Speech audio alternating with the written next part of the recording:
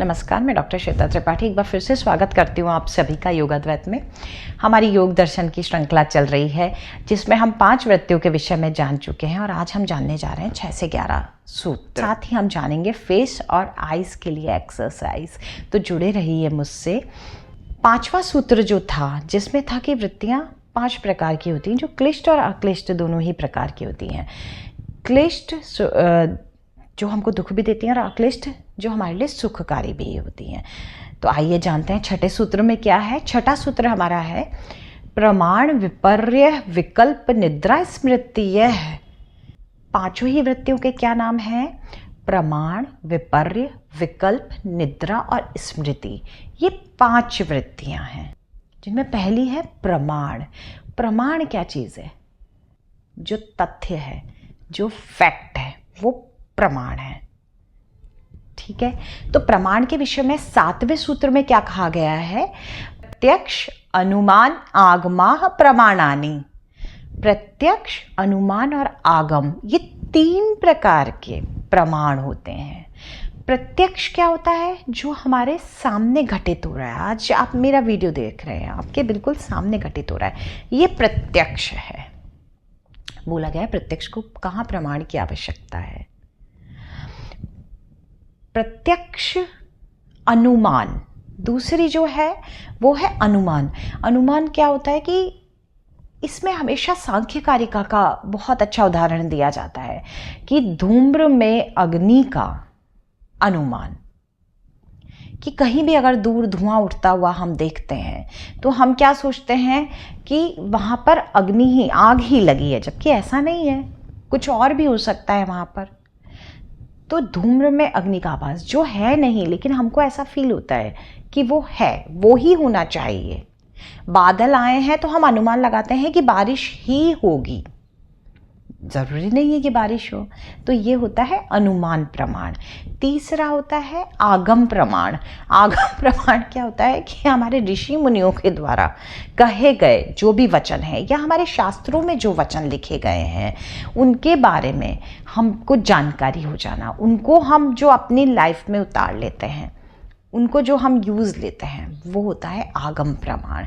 तो प्रमाण कितने हुए हमारे?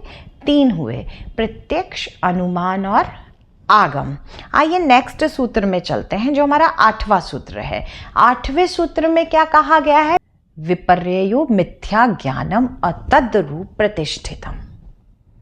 कि विपर्य क्या होता है? मिथ्या ज्ञान होता है, जो होता ही नहीं है, लेकिन हम डर के मारे, भय के मारे उसको बना लेते हैं। इसका भी सांख्य कारिका का बहुत अच्छा उदाहरण दिया जाता है हमेशा।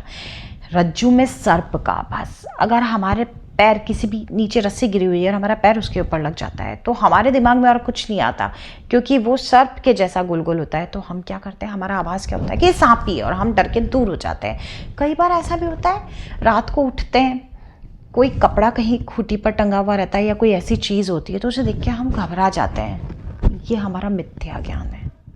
किसी के बारे में भी हम गलत सोच लेते हैं। कई बार ऐसा होता है कि कोई परिस्थिति किसी की ऐसी आ जाती है कि वो हमारे पास नहीं आ पाते हैं या हम उनसे बात नहीं कर पाते हैं। इसको प्रैक्टिकल देखिए, तो हम उनके बारे में मिथ्या ज्ञान बना लेते हैं कि नहीं, वो आना ही नहीं चाहते थे या वो कर, जबकि हो सकता है कि असल में उनकी परिस्थिति ऐसी ही हो कि वो नहीं आ पाए हैं। ठीक है, अभी जो नेक्स्ट सूत्र है वो है हमारा शब्द ज्ञान अनुपाति वस्तु शून्यो विकल्प है। जी हाँ, विकल्प के बारे में बताया गया है। विकल्प क्या है? जो सिर्फ शब्दों में रहता है, जिसका कहीं कोई कुछ एक अंश मात्र भी नहीं है, वो विकल्प है। लेकिन फिर भी हम उसको यूज़ लेते हैं। कैसे लेते हैं? हम बोलते हैं वंद्य पुत्र। वंद्य पुत्र मतलब कि उड़ने वाला घोड़ा। उड़ने वाला घोड़ा देखा है कि किसी ने? कहीं नहीं होता है, फिर भी हम देते हैं इसका उदाहरण। और अरे वो तो खरगोश के सिर पे सींग जैसा है। खरगोश के सिर पे कभी नहीं सींग थे, नहीं है और नहीं होंगे, लेकिन हमने उदाहरण किसका दिया है? खरगोश का और उसके सींगों का, जो है ही नहीं। ये होता है विकल्प। उसके बाद अवस्था आती है हमारे निद्रा की, और निद्रा के विषय में कहा गया है अभाव प्रत्यय आलंबना वृत्ति निद्राह, मतलब निद्रा की 4 अवस्थाएं होती है। कौन कौन सी होती हैं? एक होती है जागृतावस्था, सुषुप्तावस्था, स्वप्नावस्था और एक तुरीय अवस्था। बहुत इंपॉर्टेंट है, अच्छे से जानिएगा। जागृतावस्था कौन सी होती है?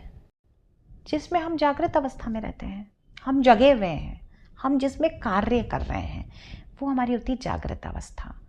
स्वप्नावस्था क्या होती है? स्वप्नावस्था होती है कि हम सोए हुए हैं, नींद में सोए हुए हैं, लेकिन हमारा मन काम कर रहा है लगातार, मन में कुछ ना कुछ चल रहा है। होता है, स्वप्न आते हैं जब सुबह सुबह उठते हैं तो मूड बिल्कुल भी फ्रेश नहीं रहता है, इतना हैवी सा रहता है, वो होती है स्वप्नावस्था। तीसरी आपकी है सुषुप्तावस्था। सुषुप्तावस्था में क्या होता है? मन भी शांत होता है, चित्त भी शांत होता है, शरीर भी शांत होता है, बहुत अच्छी नींद आती है और सुबह उठते हैं तो बिल्कुल फ्रेश फील होता है, वो होती है सुषुप्तावस्था। फिर होती है तुरीय अवस्था। तुरीय अवस्था होती है बहुत गहन तक चले जाने की, बहुत गहरी अवस्था हो जाती है जिसमें कुछ ध्यान नहीं रहता है, शरीर का भी मन का भी। ये हमारी निद्रा की 4 अवस्थाएं होती है। और महर्षि के बोलने का मतलब क्या है यहाँ ये अवस्थाएं बताने का ये मतलब है कि हमको जागृत अवस्था में ही रहना है। हमारे लिए सबसे ज़्यादा इम्पॉर्टेंट वो ही होती है। हमेशा जो भी कार्य करना है पूरा सोच समझकर, जागृत होकर के उसी कार्य के बारे में आगे की तरफ सोचते हुए कि आगे भी ये कार्य हमारा सही रहेगा नहीं रहेगा, हमारे लिए, हमारी लाइफ के लिए, हमारे बच्चों के लिए, यही सोचते हुए कार्य करना है। इसलिए उन्होंने ये 4 अवस्थाएं बताई है। अब हमारी जो स्मृति है उसके विषय में महर्षि पतंजलि कहते हैं, अनुभूत विषय असम प्रमुषः स्मृति, कि जो भी हमारे द्वारा अनुभव किए गए हैं उन विषयों के बारे में हम सोच रहे हैं, वो हमारी स्मृतियाँ हैं, वो सब हमारी स्मृति हो गए हैं। अनुभव किए गए मतलब जो पहले हो चुका है हमारे साथ घटित, वो हमारी स्मृति है। अब स्मृतियाँ क्या हो सकती है? पुरानी यादें। अब वो हमारे लिए क्लिष्टकारी भी हो सकती हैं, अक्लिष्टकारी भी हो सकती हैं, है ना। कई चीज़ें ऐसी होती हैं जो बहुत बुरी लाइफ में हो जाती है लेकिन हम उनको याद करते रहते हैं। तो महर्षि ने क्या बोला है, नहीं, उन स्मृतियों को भूल जाइए क्योंकि वो और ज़्यादा दुख देने वाली होंगी, लेकिन जो सुखकारी स्मृति है उसको याद कीजिए। बहुत कुछ अच्छा हमारी लाइफ में हुआ है, कभी हम फर्स्ट आ गए, हमें गोल्ड मिला है और हम फिर से उसी चीज़ को याद करते हैं, हाँ हाँ कितना अच्छा लगता है, अरे वाह कितना अच्छा समय था, है ना। नानी दादी के साथ बिताए हुए समय कितने अच्छे होते हैं। तो क्या बोला गया है कि याद हमें किनको रखना है? सिर्फ सुख भरी चीज़ों को, तभी हमारा जीवन सुखपूर्वक आगे बढ़ पाएगा। इस प्रकार ये हमारी वृत्तियों के बारे में आज हमने जाना है। अब हम जानते हैं कुछ आँखों और फेस के लिए एक्सरसाइज। क्या करना है हमको? सबसे पहले मुंह में अपने हवा को भर लेना है, दोनों गाल गुब्बारे की तरह फूल जाएंगे। जब गाल फूल जाएंगे तो आईज को राइट एंड लेफ्ट कर लेना है। उस समय पे भी श्वासों की क्रिया साथ में चलेगी। इससे क्या होगा, हमारे जो चेहरे की मांसपेशियां हैं उनमें खिंचाव होगा, फेस पर ग्लो आएगा और आईज की भी एक्सरसाइज साथ साथ में होगी, तो नेत्रों की ज्योति भी बढ़ेगी। देखिए कैसे करना है।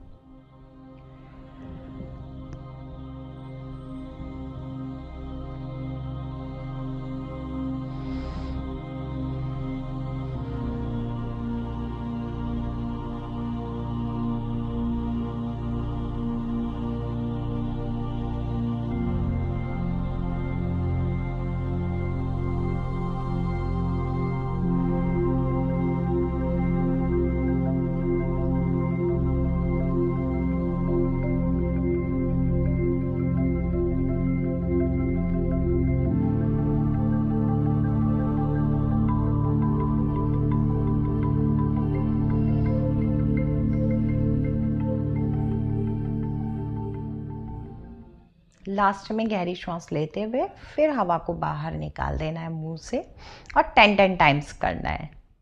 तो जुड़े रहिए मुझसे, हम फिर मिलेंगे एक नए सूत्र के साथ। आप सभी का मुझसे जुड़ने के लिए बहुत बहुत धन्यवाद। खुश रहिए, मुस्कुराते रहिए, हंसते रहिए और अपने जीवन को सफल बनाते रहिए। Thank you so much.